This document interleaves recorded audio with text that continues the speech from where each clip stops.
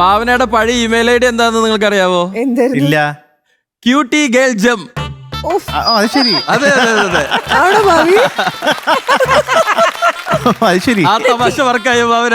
തെറ്റി. അത് പഴയെന്ന് വെച്ചാൽ ഞാൻ ഹൈസ്കൂളിലൊക്കെ പഠിക്കുന്ന സമയത്താട്ടോ. അതും കൂടി എടുത്ത് പറഞ്ഞു. അല്ലെങ്കിൽ അതാണ് എന്റെ പഴയ മെയിൽ ഐഡി. അല്ല, നമുക്ക് എല്ലാവർക്കും ഉണ്ടാവും ഇങ്ങനെ ഒരു. എനിക്കെന്നാ ആരും മെയിൽ അയക്കാനൊന്നുമില്ല. പക്ഷെ ആ സമയത്ത് നമുക്കൊക്കെ മെയിൽ ഐ ഡി ഉണ്ടാക്കുക എന്നൊക്കെ പറഞ്ഞ വലിയ സംഭവമല്ലേ. അപ്പൊ ഞാൻ ഉണ്ടാക്കിയൊരു മെയിൽ ഐ ഡിയാണ്. ജെം അല്ല, ക്യൂട്ടി ഗേൾ ജെമിനി. ശരി. ജെമിനിയാണ് സ്റ്റാർ. ക്യൂട്ടി ആയിരുന്നു കുട്ടി. ഒരു ക്രിഞ്ച്. അല്ല ഭാവി ഇപ്പോഴും ക്യൂട്ടിയാണ്.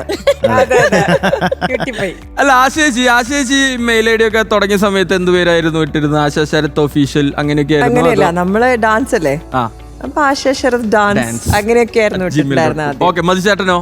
ഞാൻ അന്ന് തുടങ്ങിയത് ഇന്ന് ഉപയോഗിക്കുന്നുണ്ട്. എന്താ? madhubalakrushna@gmail.com. അത്രേ ഉള്ളൂ, കൂടുതൽ അലങ്കാരം ഒന്നുമില്ല. ബാലകൃഷ്ണയുള്ളൂ, എന്നൊന്നില്ല അവസാനം. ചേച്ചിയോ? ചേച്ചി എന്റെ ആശയുടെ പോലെയാണ് സുജാത മ്യൂസിക് @gmail. ഇവിടെ കഞ്ഞിപ്പരിപാടി ഡാൻസ്, അവിടെ കഞ്ഞിപ്പരിപാടി മ്യൂസിക്. അപ്പൊ ഭാവന മാത്രമാണ് വെറൈറ്റി പിടിച്ചിട്ടുള്ളത്. അത് കഴിഞ്ഞു പോയി.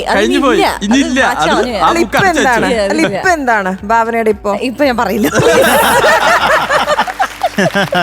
അല്ല, അപ്പൊ ചോദിക്കുമ്പോ ഇത് തന്നെയാണെന്ന്. അങ്ങനെയല്ലടാ. അതെ. ഡെയിൻ്റെ ഇമെയിൽ ഐ ഡി എന്താ? എനിക്ക് സിമ്പിൾ. എന്താ? ഡെയിൻ ടി ഡേവിഡ്, അത്രേ ഉള്ളൂ. എന്ത്?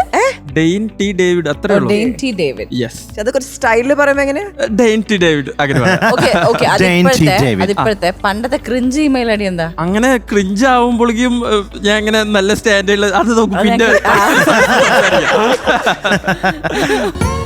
മനം നിറയെ പൊന്നോണ കാഴ്ചകളുമായി ഫ്ലവേഴ്സ്.